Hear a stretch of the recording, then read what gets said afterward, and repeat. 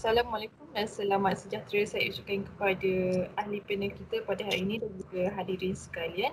Hadirin yang dihormati, bersama saya pada hari ini merupakan ahli panel kita iaitu Menteri Kanan Pendidikan Dr. Ilham Maisarah dan juga Puan Syuhaidah iaitu selaku pensyarah psikologi dan juga kaunseling daripada UiTM Shah Alam. Jadi pada hari ini kita orang akan membincangkan tentang topik hangat iaitu kepentingan pendidikan falsafah etika dalam penggunaan teknologi dalam menangani isu cyberbully. Jadi terlebih dahulu saya akan menjelaskan apa itu bully cyber. Bully cyber merupakan satu jenayah yang kian meningkat yang disebabkan oleh penggunaan medium komunikasi yang meluas dan tanpa kawalan. Jenayah cyber kebiasaannya dilibatkan oleh remaja. Namun begitu terdapat juga namun begitu ia juga boleh berlaku kepada sesiapa saja tanpa mengira usia. Perbuatan ini termasuklah seperti mengancam, memalukan seseorang, menakutkan seseorang melalui aktiviti seperti text message, email maupun berbalas komen di sosial media seperti platform Instagram, Facebook dan juga Twitter dan sebagainya. Yang hanya bertujuan untuk menimbulkan kemudaratan dan juga ketidakselesaan kepada lain. Mengikut laporan daripada Pusat Bantuan Cyber 999 yang bertindak sebagai pusat tindak balas insiden keselamatan cyber, menerima lebih daripada 30,000 laporan insiden keselamatan cyber dalam tempoh sejak 2017 hingga September tahun ini. Jadi kita dapat lihat jenayah cyber di negara kita ini berada di tahap yang membimbangkan. Dan wajarlah kita sebagai masyarakat yang prihatin untuk berganding bahu dalam menangani isu cyberbully bersama-sama. Baiklah sidang hadirin sekalian, soalan saya pertama yang ingin ajukan kepada Puan Syuhaidah, apakah faktor ataupun punca yang boleh mempengaruhi gejala cyberbully dalam kalangan masyarakat? Terima kasih kepada saudari pengurusi majlis yang bertanya. Saya terus kepada soalan untuk dijawab. So, faktor utama merupakan ibu bapa kurang memberi perhatian kepada anak-anak. Ibu bapa sibuk bekerja dan melakukan aktiviti mereka sehingga tanggungjawab terhadap anak-anak terabai.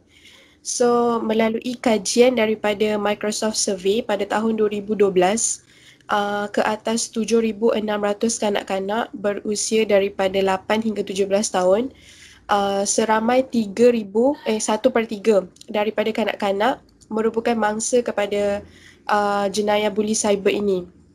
Dan daripada kajian ini juga didapati tahap kesedaran ibu bapa terhadap jenayah ini adalah sangat rendah.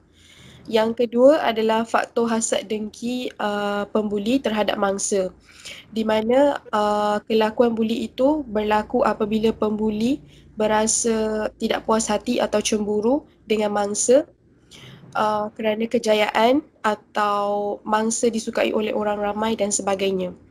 Dan faktor ketiga adalah kurangnya pendidikan ataupun ilmu pengetahuan tentang jenayah bully cyber ini.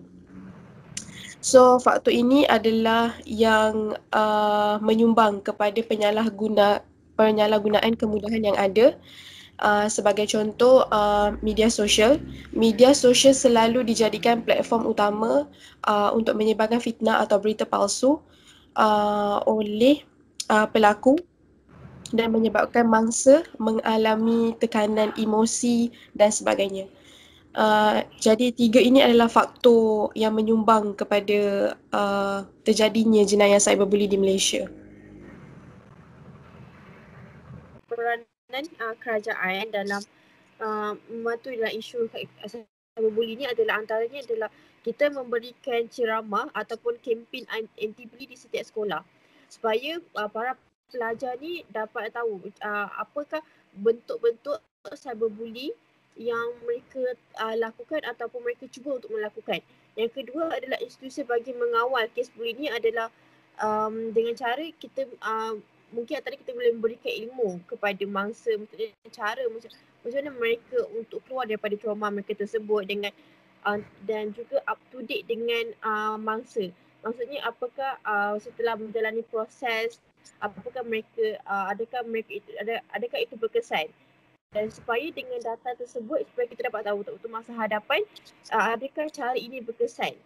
Dan juga pihak kerajaan juga telah mengadakan satu jawatan kuasa khas jenayah cyber bagi untuk menggunakan kes cyberbully. Dan juga bagi pandangan saya hal ini hal ini sangat sangat perlu dipraktikkan supaya kita dapat mencapai wawasan 2020 dan juga kita dapat mencapai individu supaya masyarakat mempunyai pemikiran kelas pertama supaya sejalan dengan pembangunan negara. Okay, terima kasih. Baiklah, terima kasih atas pencerahan yang jelas itu. Jadi seperti yang kita tahu, jenayah cyber juga mampu memberi impak yang besar dan juga lebih berbahaya kepada mangsa buli. Jadi izinkan saya untuk memberikan penjelasan mengenai kesan-kesan yang akan dihadapi oleh mangsa buli. Hadirin sekalian, kemajuan teknologi dan juga kemudahan penggunaan internet pada zaman ini telah menjadi antara penyumbang tertinggi kepada masalah kesihatan mental dan juga tekanan emosi yang dialami oleh mangsa buli. Hal ini kerana mereka yang dibuli akan merasa tertekan kerana pembuli cyber sering memberikan serangan secara bukan fizikal seperti mereka menghina, memfitnah, mempersenda dan mengancam mereka di media sosial. Jadi mereka akan menjadi takut untuk bercampur dengan orang sekeliling dan merasakan keselamatan mereka terancam. Selain itu juga, buli cyber memberikan kesan dalam terhadap penurunan prestasi akademik mangsa buli.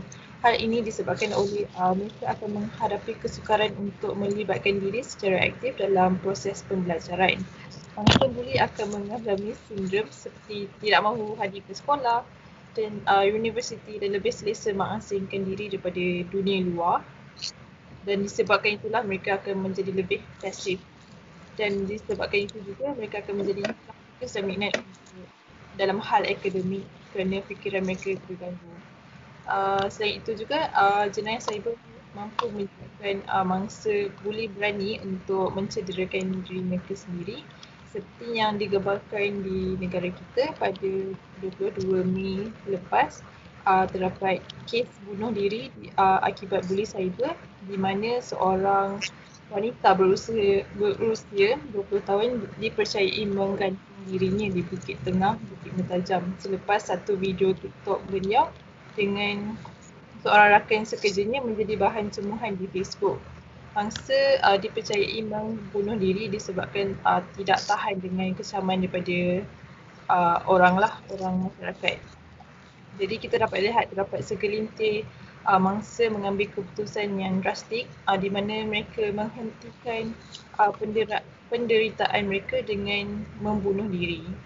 Hal ini disebabkan oleh emosi dengan tekanan jiwa mereka terganggu dan sebab tak tahan dengan tanggungan kecaman daripada komentar negatif netizen.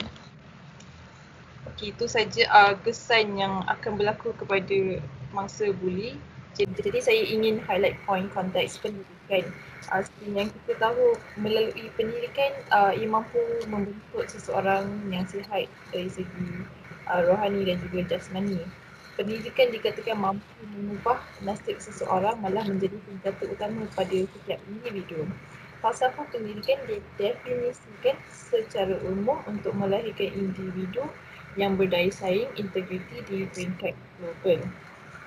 Jadi persoalan saya, adakah ilmu dapat mengubah seseorang menjadi lebih matang dalam membuat keputusan? Saya akan mengajukan soalan ini kepada Dr. Ilya. Apakah keberkesanan falsafah pendidikan dalam membentuk individu yang berketerampilan dalam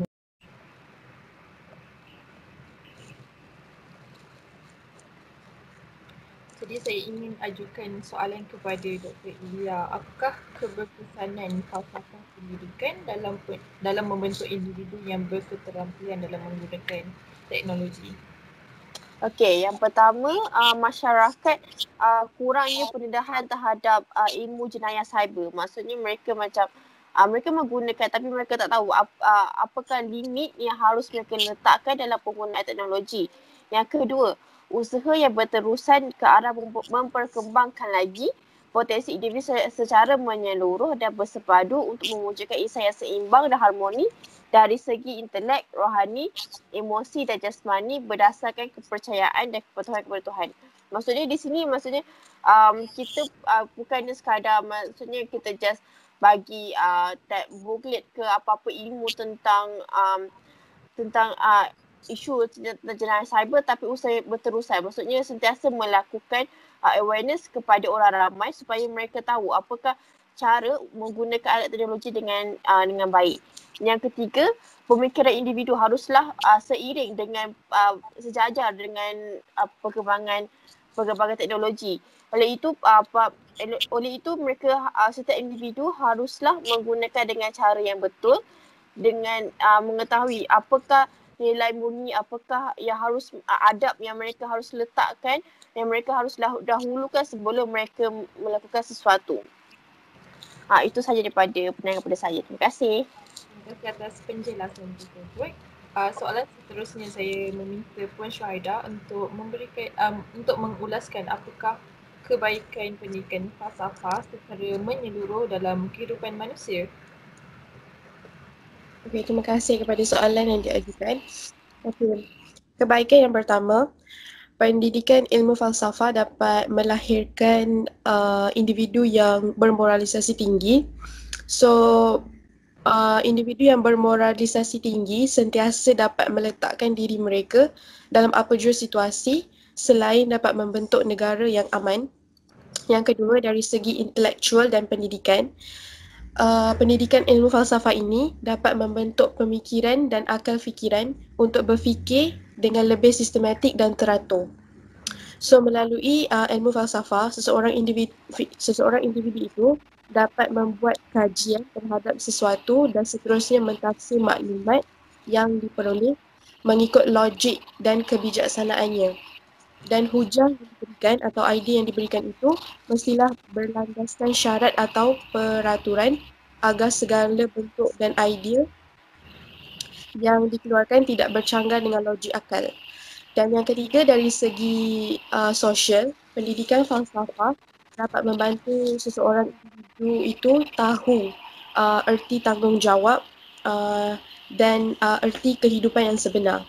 So apabila seseorang itu mempunyai pegangan falsafah hidup yang teguh, itu tersebut mampu menjalin dan membentuk hubungan sosial yang baik antara masyarakat. Itu sahaja daripada saya. Terima kasih Puan Syuhaida. Jadi soalan terakhir saya ingin ajukan kepada Dr. Ilya. Apakah pelaksanaan undang-undang bagi mengukuhkan lagi falsafah pendidikan di Malaysia?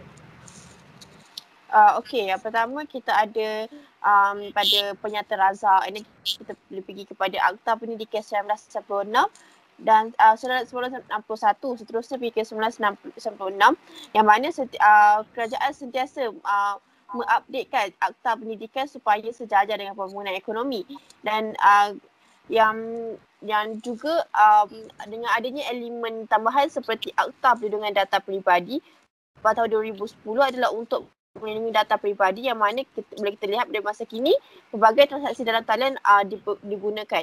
Perbankan atas talian, transaksi atas talian, maksudnya kita banyak menggunakan ekonomi dalam urusan teknologi. So jadinya di sini kita dapat lihat yang mana perlunya pengukuhan dalam pada segi falsafah pendidikan supaya mereka dapat tahu bagaimana cara yang baik untuk menggunakannya. Dan juga saya ada laporan statistik daripada Cyber 1999 yang dikendalikan oleh Pasukan Tindak Balas Kecemasan Komputer Malaysia sejumlah 10,722 insiden keselamatan cyber berlaku pada tahun lepas berbanding 10,619 pada tahun 2018. Di mana kita melihat kenaikan dalam isu cyberbully.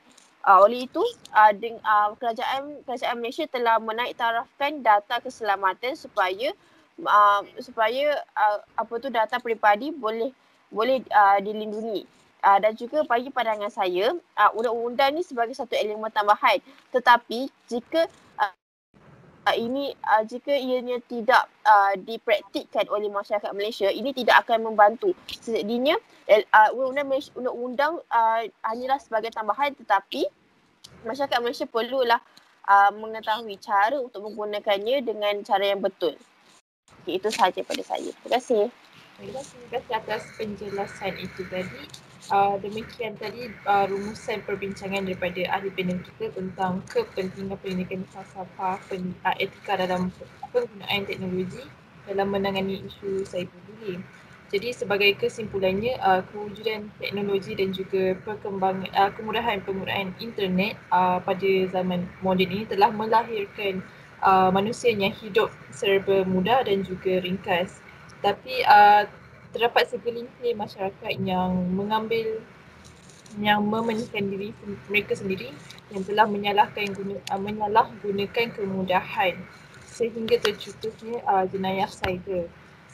Sehubungan dengan itu, pentingnya ilmu dan pendidikan falsafah etika dalam penggunaan internet dan teknologi kerana ia dapat melahirkan individu yang bermoral tinggi dan berketerampilan baik dan juga dapat mematangkan seseorang dalam membuat sesuatu tindakan di mana mereka akan membezakan perkara baik dan juga buruk. Selain itu juga penerapan agama sangatlah penting dalam mendidik masyarakat supaya menjadi insan lebih baik. Oleh itu, cukuplah dengan jati diri, nilai-nilai murni haruslah diterapkan dalam etika penggunaan teknologi agar perkara yang tidak diingini dapat dielakkan. Jadi terima kasih kepada Dr. Ilya dan juga Puan Syahidah yang sudi hadir untuk membicarakan mengenai topik hangat ini. Harapan saya agar forum ini dapat mampu memberi informasi yang bermanfaat kepada para hadirin dan juga dapat membuka mata masyarakat tentang jenayah cyber. Sekian, wabillahi taufiq wal hidayah. Assalamualaikum. Wassalamualaikum. Terima kasih.